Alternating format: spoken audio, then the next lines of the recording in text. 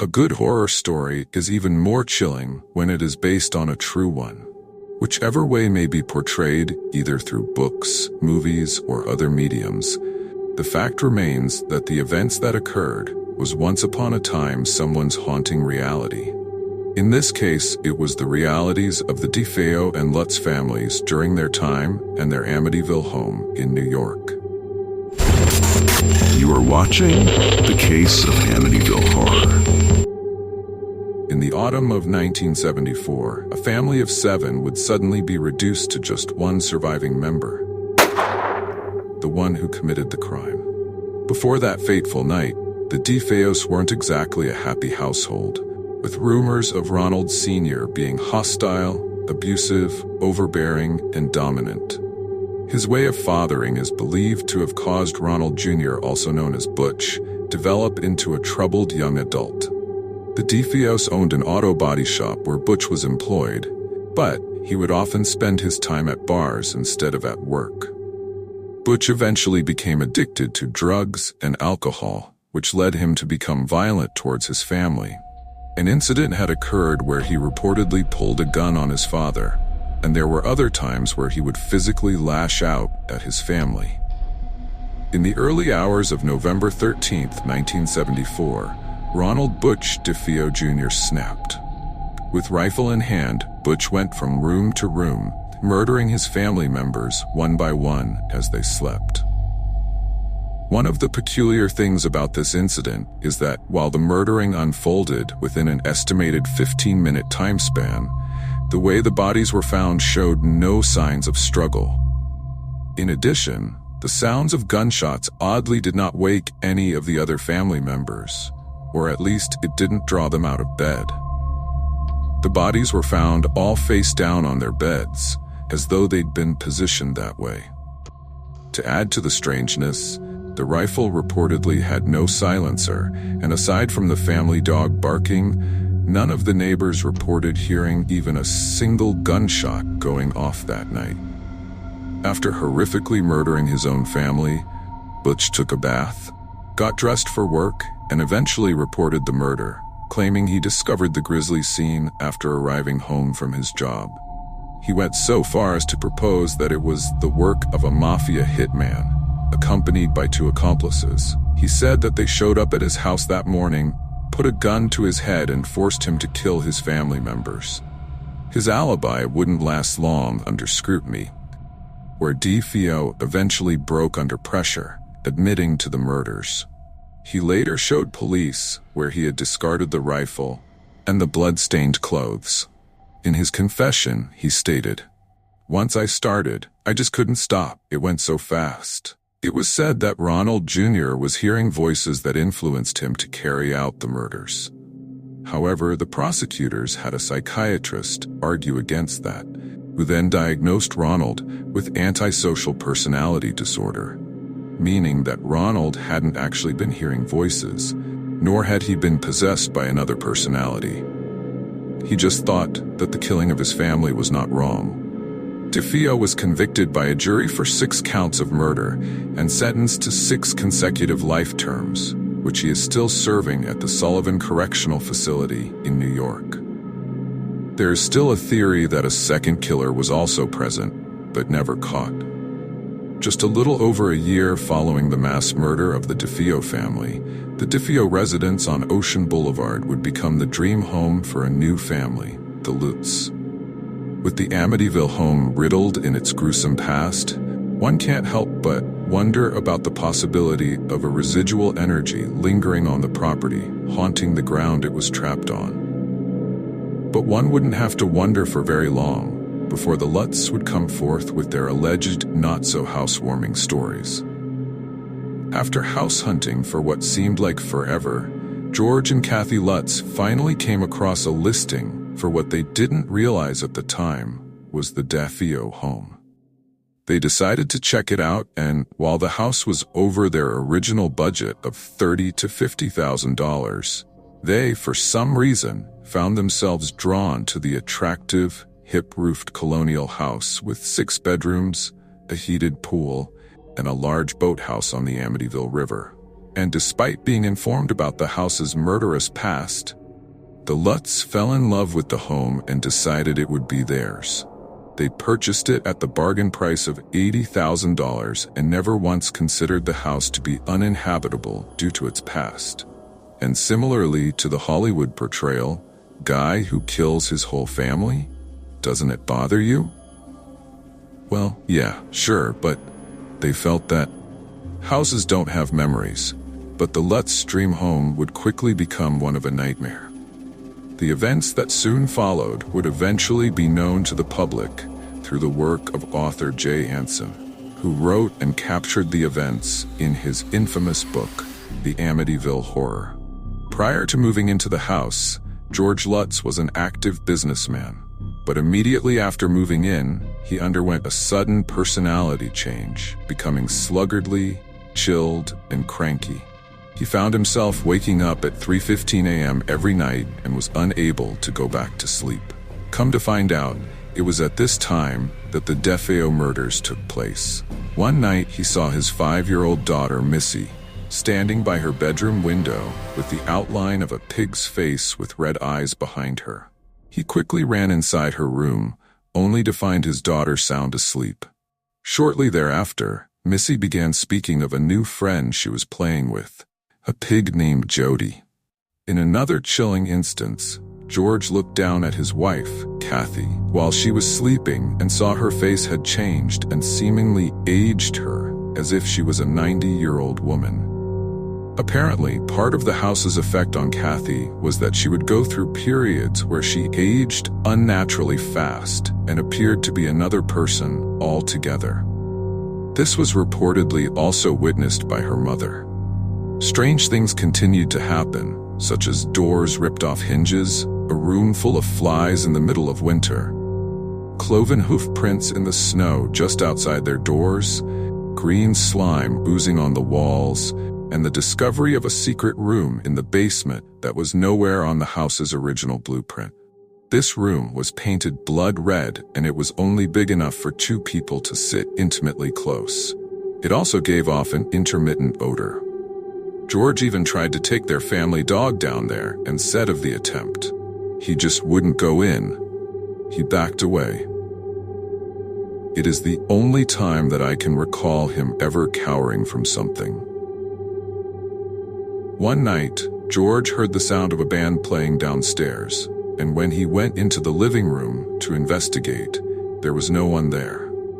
But the rug had been rolled up, and the furniture had been moved as if someone had made space for dancing. The priest they enlisted to help them also experienced a variety of strange phenomena and illness after getting involved with the house. The Amityville Horror author J. Anson said meeting the priest solidified his decision to write the book, saying, because it was corroboration. This was actually happening to someone. This was not an exorcist or an omen. From there, I started to create the book.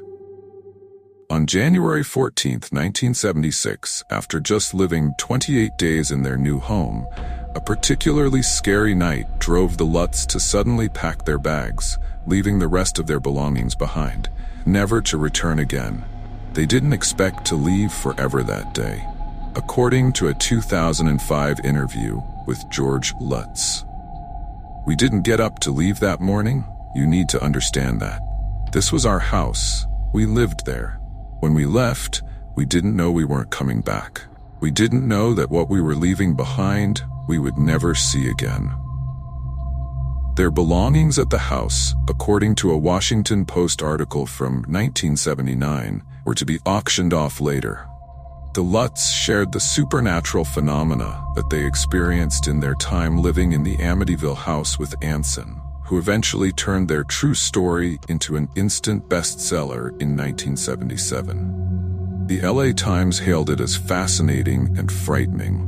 Some critics have said that its popularity reflected the rocky political climate in the United States at the time, which included rampant inflation, rising interest rates, and a massive oil shortage, all signaling a depressed economy. As the narrative unfolds, the reader also sees the families struggling as their business is impacted by the failing economy, as well as an IRS investigation into the family's taxes at the worst possible moment, making everything in the book all too familiar to readers who were living a similar reality at the time. By aligning something supernatural with the current events of American life, the book turned out to be very relatable. It was also said to have exploited contemporary popular trends of the pulp horror genre, including a family patriarch who was drinking and mean and out of his normal character as seen in The Shining, enlisting or forcing a priest to help them against his will or better judgment, like The Exorcist, as well as excessive vomiting, also in The Exorcist, and even the setting of a northeastern beach town, like Jaws. When asked if Anson himself had experienced anything strange while writing the book, he said, "Leave it no. Leave it no." Though he did note that he had a heart attack after writing it, which he felt was unrelated. "Blame it on my smoking, my idiot lifestyle. I'm not going to blame it on this." However, Anson did say that some of the people who had read the original manuscript or had early copies in their possession did have strange things happen to them. 3 of his friends, along with one of their children, had separate brushes with death. One was fatal. The first had a fire break out in his car as he was driving back to the publisher with the manuscript. The second friend and his son nearly drowned in their car while a copy of the manuscript was in their trunk. Reportedly, when the car trunk was opened, the only thing that was still dry inside was the manuscript, despite the fact that it had only been held in a clasped envelope. And the third friend, whom Anson had given the first 2 chapters to read, died in a fire the first night she received them. And in the remains of the fire, the manuscript was found in perfect condition. There have been several film adaptations of the story, including a 1979 version starring James Brolin, I'm Coming Apart, and a 2005 version starring Ryan Reynolds, both actors taking on the role of George Lutz. The book and both movies are loyal to the setting and the true backstory of the house where a grisly mass murder had occurred. Both films were said to deviate from the original story slightly to add to the terror of the hauntings, such as the addition of a babysitter in both films, who watched the kids while George and Kathy, in the 1979 version, went to Kathy's brother's wedding. "I don't want to go to bed, I want to play with Jody." In the 2005 version, they just had a night out. Freaky being back here. In the book, the entire family attended the wedding. "Yeah, I got you the first time. Good night, Billy." The 1979 version also begins with the murders like the book, but in a way that features the house itself as the haunted vessel. Accused told the police he heard voice coming from within the house, telling him to. In contrast to the 2005 version, which portrayed the murder victims in a way that would focus on their ghosts, childlike Lisa, rather than the house. Look what Ronnie did. Another thing that is noticeably different between the book and the movies is that they all establish slightly different versions of what happens to the priest, all of whom have different names. Ghost. Get out. In the book, he hears a voice yelling at him to get out, and then experiences flu-like symptoms when he interacts any further with the Lutz, ultimately giving up on helping them to essentially go on vacation. But in the movies, there are physical effects on him, like when he's attacked in the house by supernaturally controlled flies and ultimately goes blind. Hello, Kathy? Father Delaney, there's something very important. On the whole, the 2005 version was said to make more things up entirely. And the 1979 film features certain things that happen in the book that the other film excluded, but with less context. Apart from the mystery surrounding Ronald DeFeo Jr. hearing voices that led him to kill his entire family in 1974, and the supernatural phenomena experienced by the Lutzes in 1975, there have been no other known stories or accounts of hauntings in the Ocean Avenue house. According to the Washington Post and realty firm Coldwell Banker Harbor Light owner Jerry O'Neill, the house has been owned by 4 different families since the murders in 1974. Its address was changed by the request of a previous owner who lived in the house following the Lutzes. The last time the house was listed for sale was in the summer of 2016, and it sold for $605,000 in February 2017, according to Zillow. Before that, the house was sold in 2010 for $950,000. While there are some debates on whether or not the Lutz story was true, the fact remains that a mass murder of an entire family did indeed take place on that property. That is undeniable. The supernatural has been known to turn skeptics into believers. So whether it's a trinket, a piece of clothing, or an entire house, be careful what you decide to acquire, because you may end up with far more than you bargained for.